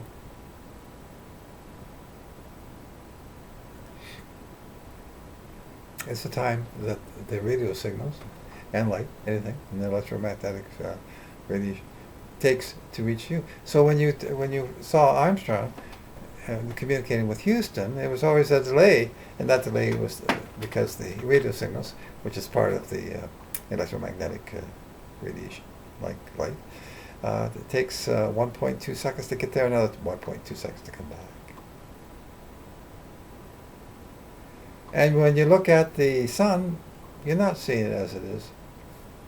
You're seeing it as it was 8 or 9 minutes ago. And we use the light to measure distances. The time, the distance light goes. For instance, since light takes 1.2 seconds to reach the Earth from the moon, we say that the moon is 1.2 light seconds away. The distance is that. Or the sun is 8 or 9 light minutes away. And your star could be thousands of light years away. Galaxies could be millions of light years away. The farthest thing that we've seen is with the Hubble telescope is a star which is 13 billion light years ago, because it takes that long for light to reach from that star to you. So when you're going out into when you look outside, you should be leaving ghosts. Because you can see a lot of stars. You think you're seeing the stars, but you're just seeing the ghost of a star. Because the star could already be dead, and the light is still coming from the star to reach you, so you think it's alive. It's a ghost. So when you look into space, then you're traveling into the past, or you're looking into the past. So in that sense, you can travel both into the past and into the future. And where do you occupy? Where are you in totality, in terms of your positions in the universe? You're very, very. You're between 1.6 times 10 to the minus 35 meters up to 30.8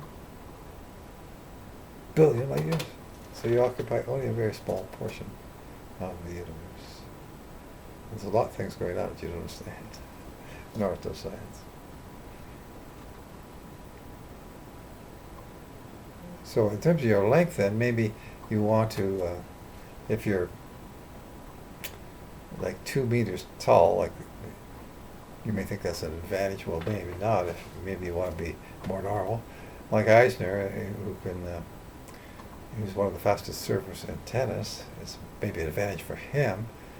He's 6'11" or so, 6'10" to 11 feet high,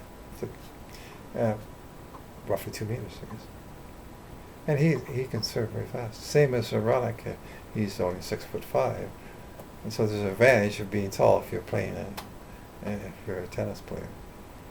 You need to exercise, you need to practice as well, of course. But if you want to appear smaller, then measure yourself in bigger units. And so rather than saying you're 2 meters tall, you could say you're 1/2000th of a kilometer. And it sounds like it's smaller, anyhow. And you could, if you want to appear taller, maybe a disadvantage of being small, like being a jockey, or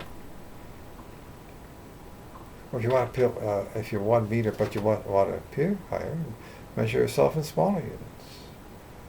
So if you're only 1 meter, you could say, well I'm actually 100 centimeters tall.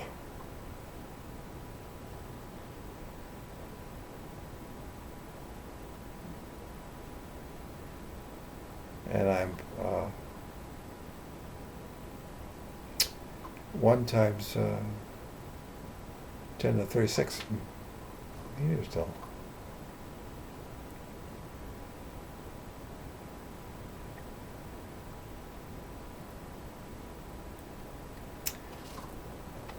So you occupy only a small position in terms of total time and total space. So I thought I'd add that in just to give you some other thoughts, something else to think about. So you are then, well, you figure that you got here because of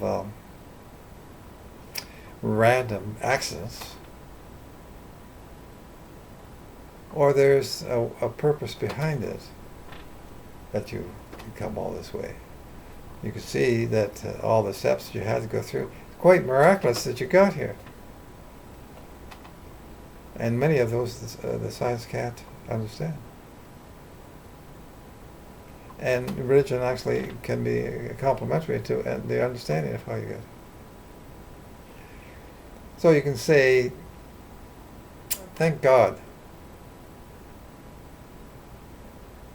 If you don't know something first, you can say, oh, only God knows why that is or why that isn't. If there's something you don't understand, or you think you'd never understand. Or there's something happens that is fortuitous, or something that doesn't happen that would be deleterious. You say, thank God that happened, or thank God that didn't happen. Otherwise it could be, as I say, deleterious. So, what did you say? Thank God there's a force of gravity. Otherwise I'd fall off the earth. Thank God there's an electromagnetic force. I've got an electromagnetic force. Otherwise I'd fall right through the earth and go down into the center like everything else, and into a black hole, or maybe a singularity. And God only knows what that is. Thank God there's a strong force, otherwise I'd fly apart. Thank God there's a weak force, otherwise I'd be bombarded by harmful radiation or things from outer space. Thank God all the other trillion and billion of steps that we just outlined happened, otherwise I wouldn't be here. So as I say, you can either say that you can thank God, and or you can say it's all been accidents. Nevertheless. The other thing, so we can say then really religion and science can be compatible, or even complementary. And I can go on and say, and I will in a second, that religion can be useful for science. Science needs religion because science is becoming so powerful, it can be used for nefarious purposes, either intentionally or not intentionally. So maybe religion can act as a moral compass then, to say that, okay, just because science can allow these things to happen, maybe they shouldn't, especially if it gets into the wrong hands. Two examples would be, well, and telecommunications can be used to monitor almost everything you do. The other thing is biological engineering or genetical engineering, where you can change your characteristics. And I'll, in a second, go on to outline why that could be a bad thing, and maybe have to put some checks on science. And just because it can be done doesn't necessarily mean it should be done. And most religions say, do unto others as you have them do unto you. So maybe the spirituality or the religion can perform that particular function to keep science in check.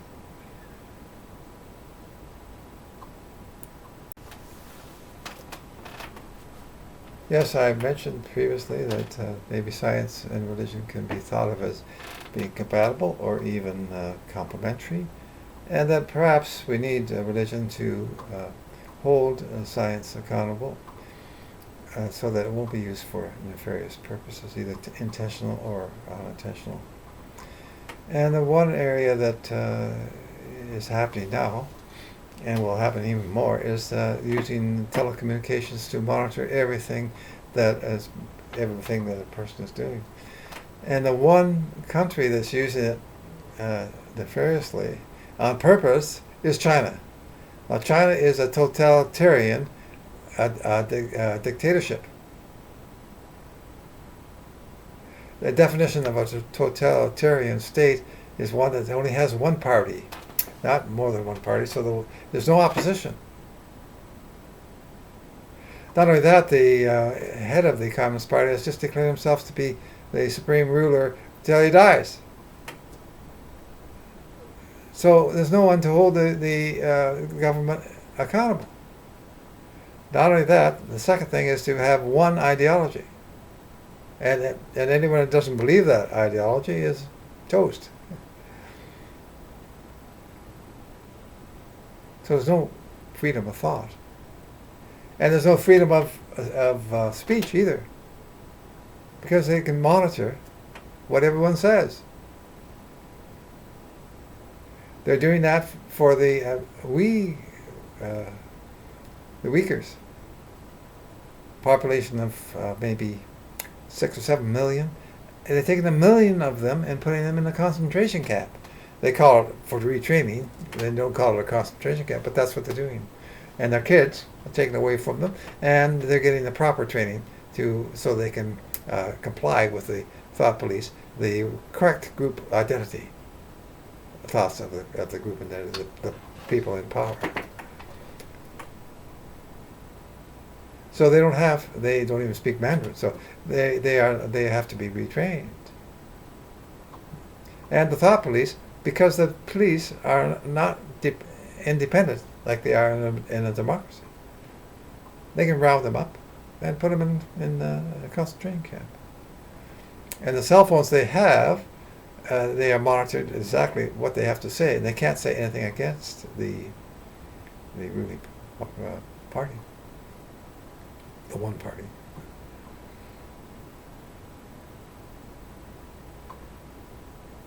And so they have police are independent.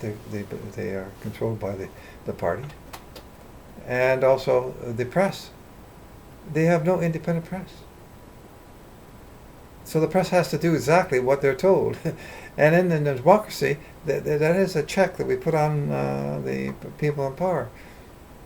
They try to hold the people in power accountable, just as the opposition parties do. There's no such thing in China.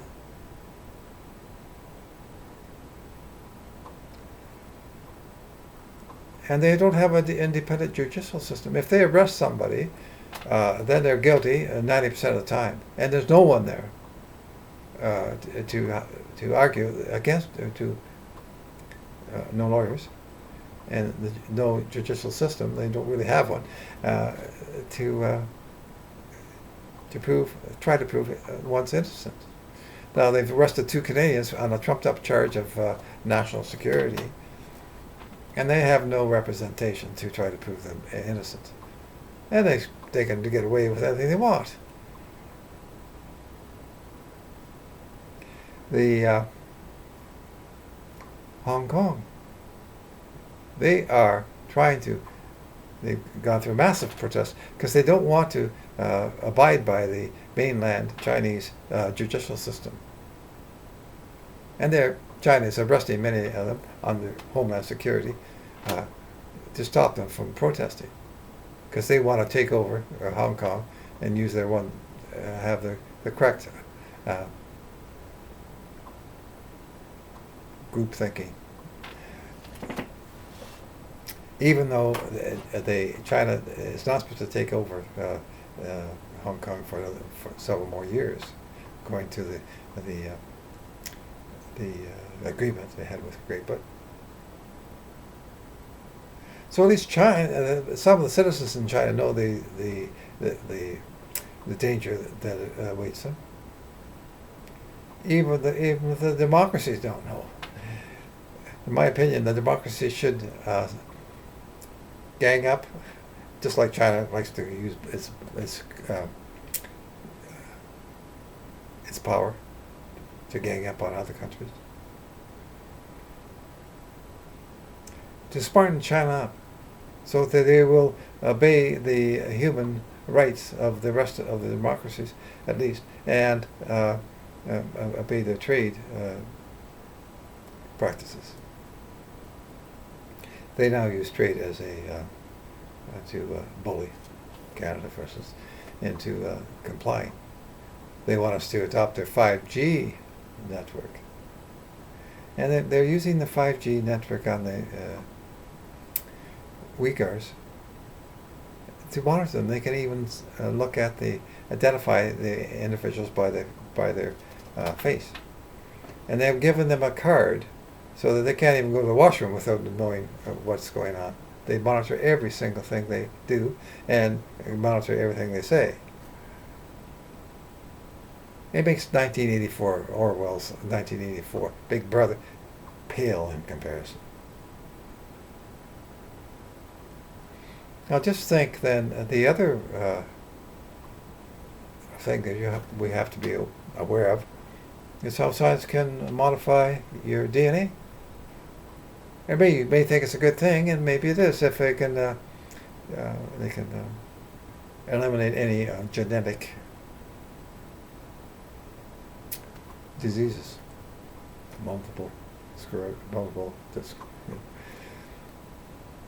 But what if the party in power wants to modify the DNA to make them more identify with their group, the group identity of the physical group identity of the people in power? And don't think that some of them won't do that. We can do it unintentionally just because we don't stop it. We don't have any rules about what we can modify. But look at North Korea, which is a criminal organization. Last 70 years, they have kept their whole population in the dark. And literally, they don't have any electricity except where the rulers are. And they don't have to worry about having any thoughts because they starve them. So the only thoughts they have is how to get the next meal. Maybe they have to go and get grasshoppers to eat. And they are not aware of what's going on in the rest of the world. They don't escape. They can't escape. There's only 400 people in the last 70 years that have gone into the States. And then you better watch out because they will harm the relatives. Who knows what they'll do to the relatives left behind.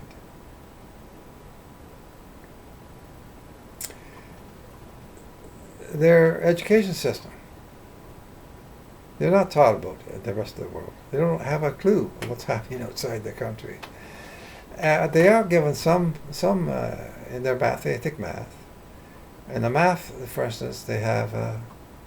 They say if there are 5 American bastards, and you kill 3 American bastards, how many American bastards do you have left to kill? That's their education. And they must treat their leader almost as a god. And they're taught that.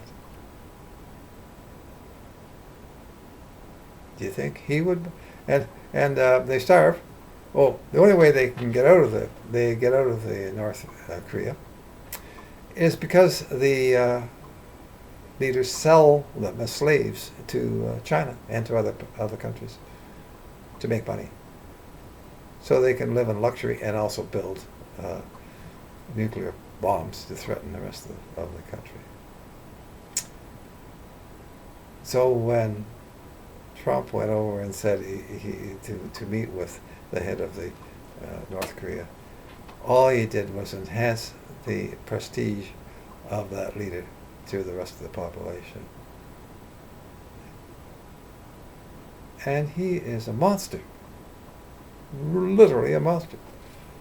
Killed his own brother, for God's sake. And there's an embargo from the United Nations on oil. Guess what? China is supplying them with oil, and that's the only reason that they can get away with, North Korea can get away with the total abuse of all of its citizens. Not just a segment, pretty well all, except the ruling class. So,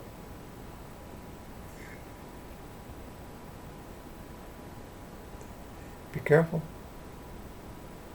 when we, in the West, think that group rights outweigh individual rights. Group rights are the hallmark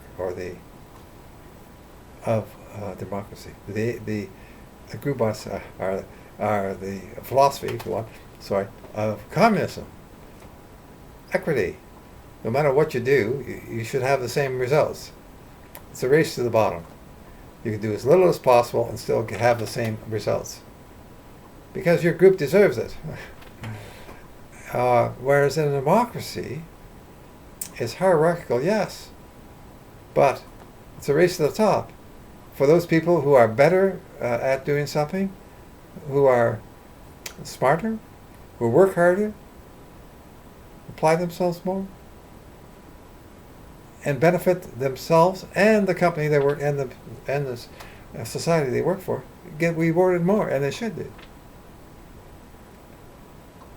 But you should also make sure. You should make sure that equal opportunity for everyone, but not equal outcomes. That's equity. And you have to make sure that you don't leave groups behind either. But still, it should be based on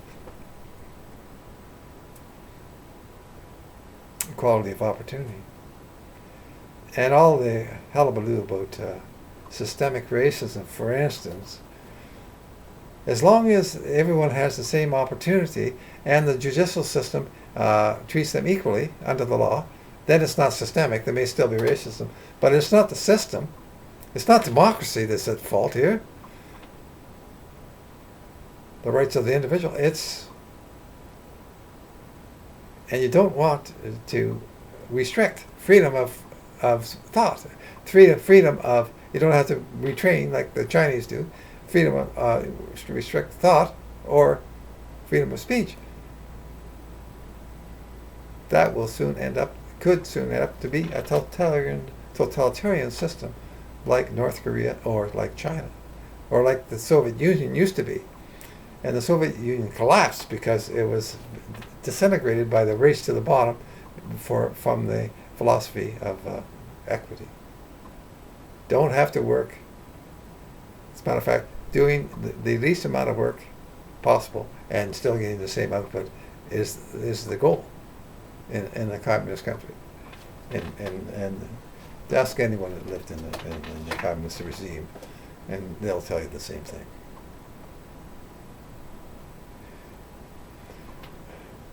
So be careful about how you use the science and technology. Right now, there's a clamor to take anything off the internet that the group in charge doesn't agree with. It could be offensive. Well, let's just limit the freedom of speech. So you try to get a book from Amazon that is controversial and questions the authorities, it's no longer available. So we're going down that road, and so we have to be careful to maintain freedom of thought, freedom of not only religion, of course, and freedom of speech. And the computers and technology can erode that if we're not careful. So we need to have then some checks on where and how we used technology and science. And maybe that check could be a religious thought. Do unto others as you have them do unto yourself. So that's the end of my video, and I guess conclude that science and religion can coexist, and maybe is compatible and complementary, and maybe religion is needed for science, and that science cannot and does not answer all the fundamental questions. It's in the dark for most of what's going on in terms of the fundamental questions. Bye for now.